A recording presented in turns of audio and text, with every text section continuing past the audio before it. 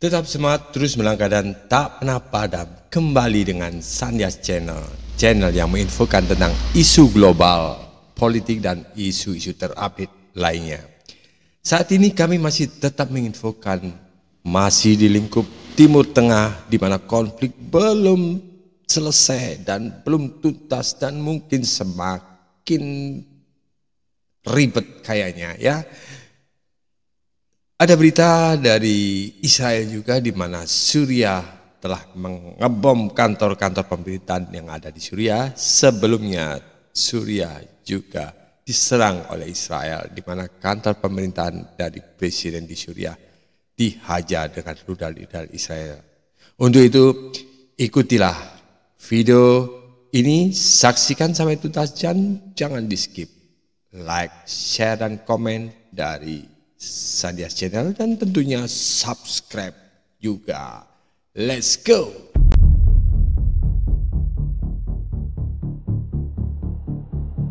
Setelah 2 hari berperang dengan Iran, Israel kembali menjadi sorotan dunia. Bukannya fokus pada pemulihan pasca perang, negara ini justru membuka babak baru dalam konflik militer di Timur Tengah.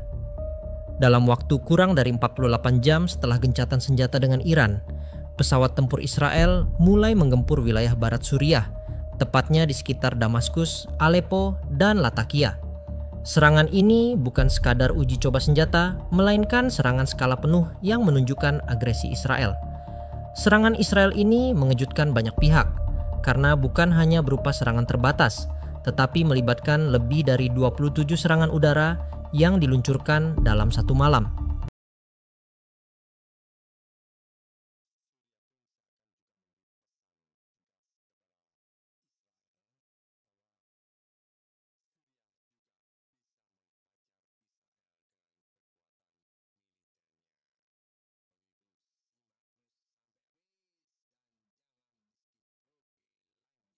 Beberapa analis Timur Tengah, langkah Israel ini seperti orang yang baru saja bercerai, yang bukannya melakukan refleksi diri, malah mencari keributan baru dengan tetangga.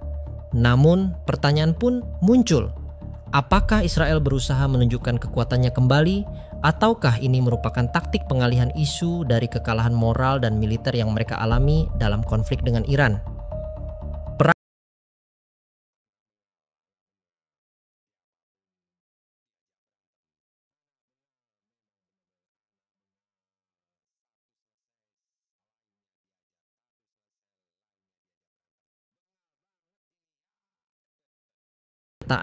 Bahwa mereka kalah di tangan Teheran.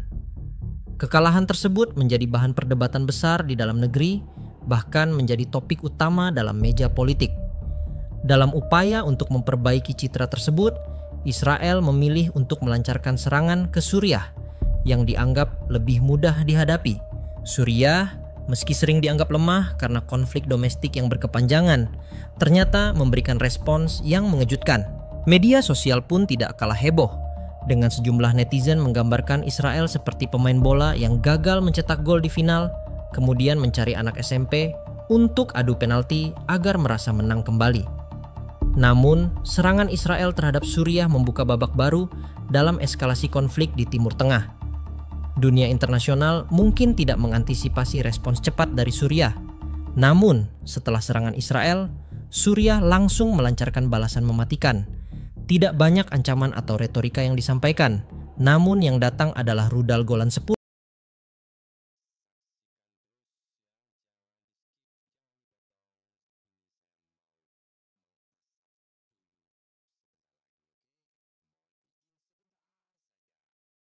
yang tersebar di Golan Heights, Tiberias, hingga dekat Haifa.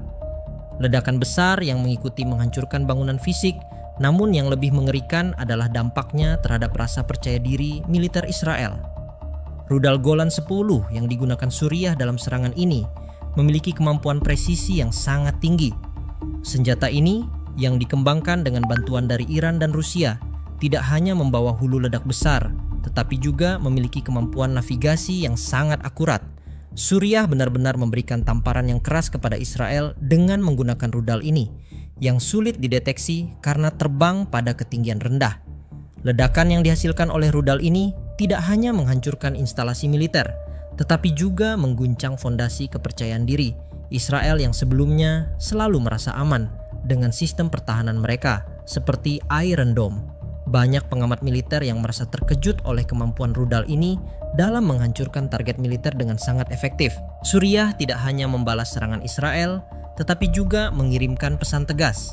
Mereka ingin menunjukkan bahwa jika Israel bersedia bermain kasar, mereka pun mampu untuk memainkan kartu yang lebih brutal. Serangan ini telah mengubah pandangan dunia terhadap Suriah, yang selama ini dipandang lemah akibat konflik dalam negerinya. Dalam waktu singkat, Israel merasakan dampak besar dari serangan tersebut. Sebanyak 1.900 tentara tewas dalam satu malam, yang merupakan kerugian terbesar kedua sepanjang sejarah militer Israel setelah Perang Yom Kippur pada tahun 1973. Kerugian ini sangat mengagetkan, karena biasanya dalam peperangan, korban sebanyak itu baru tercatat setelah berbulan-bulan bertempur. Namun kali ini terjadi dalam waktu kurang dari 10 jam. Sebagian besar korban berasal dari pasukan muda yang baru saja selesai menjalani pelatihan militer. Beberapa di antaranya bahkan baru menerima paket makanan dari keluarga mereka. Namun, yang datang kembali bukan kabar baik, melainkan peti jenazah atau potongan tubuh yang sulit dikenali. Rumah sakit militer di Israel pun kewalahan. Beberapa rumah sakit bahkan terpaksa menolak pasien luka berat karena kekurangan ruang dan tenaga medis.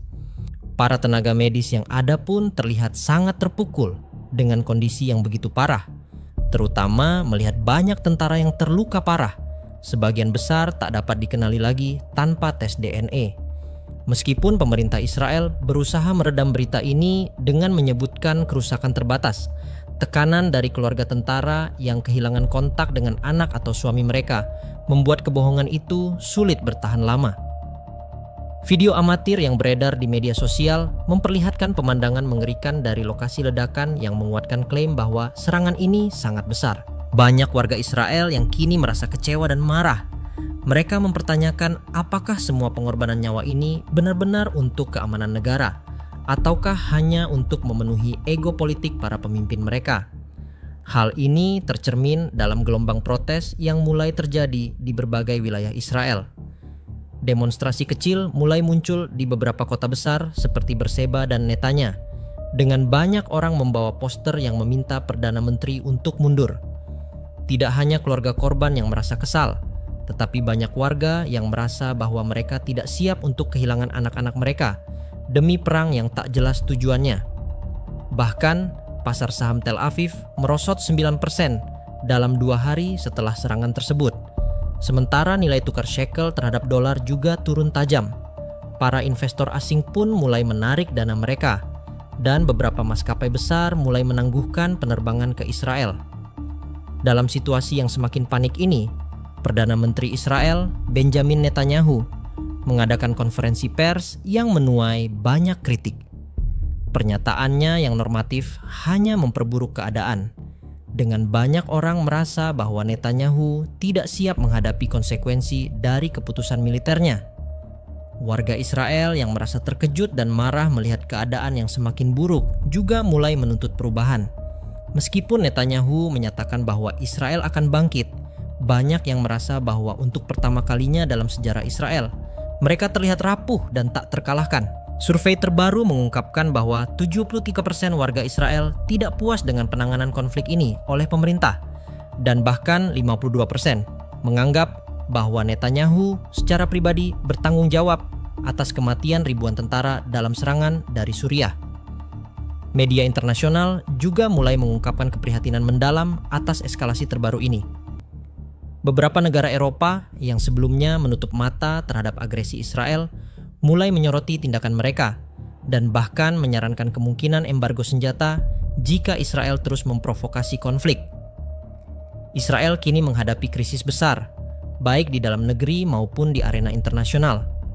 Pemerintah Israel berada dalam posisi yang sangat goyah, dan banyak analis politik memperkirakan bahwa jika ketegangan ini berlanjut tanpa solusi diplomatik, pemerintah Netanyahu bisa runtuh melalui mosi tidak percaya. Keretakan politik yang terjadi di Israel menjadi semakin jelas. Banyak anggota parlemen oposisi yang mengecam Netanyahu dan menyebut keputusan militer mereka sebagai sebuah kegagalan besar. Bahkan beberapa menteri muda dari partai koalisi mulai menunjukkan ketidaksetujuan mereka. Warga Israel pun mulai lelah dengan perang yang tidak pernah berakhir. Mereka menuntut Netanyahu mundur dan menghentikan kebijakan militer yang semakin tak terkendali. Demonstrasi yang awalnya hanya terdiri dari keluarga korban, kini telah berkembang menjadi gerakan besar yang melibatkan banyak warga. Beberapa spanduk yang dibawa oleh para demonstran mengecam keras kebijakan pemerintah yang telah menyebabkan banyak nyawa melayang. "Anak kami bukan pion kekuasaan," tulis salah satu spanduk, menggambarkan kesedihan dan kemarahan yang dirasakan oleh banyak keluarga. Dalam rapat darurat yang digelar di Knesset, sejumlah anggota fraksi oposisi mengecam keputusan Netanyahu yang dianggap gegabah dan impulsif. Mereka menilai bahwa kebijakan tersebut tidak hanya merugikan negara, tetapi juga merusak stabilitas politik Israel. Meskipun banyak suara menentang, pemerintah Israel tetap berpegang pada kebijakan mereka. Namun, semakin banyak suara kritis yang menuntut perubahan dalam kepemimpinan. Dalam waktu yang sangat singkat, Israel telah menghadapi dampak yang luar biasa besar, baik dari segi militer maupun politik. Negara ini kini terperangkap dalam dilema besar mengenai masa depan kepemimpinan mereka. Dengan situasi yang semakin memburuk, Netanyahu semakin terpojok. Banyak pihak yang menyarankan agar ia mundur demi keselamatan negara, namun ia terus bersikukuh untuk bertahan. Oke, demikian tadi informasi dari Timur Tengah yang kayaknya kian memanas ya. Dengan anak bengal yang terus berantem dengan siapapun, siapa yang ditemui, siapa yang ada di dekatnya, terus dihajar dan dihantam. Itulah karakter di satu negara. Baik, teman-teman sekalian, untuk berikut ini saya minta dukungannya untuk selalu di-subscribe buat Sandias Channel. Oke, terima kasih, dan ke depan kita akan juga ikuti berita-berita yang terupdate lainnya. Oke, thank you. Bye-bye.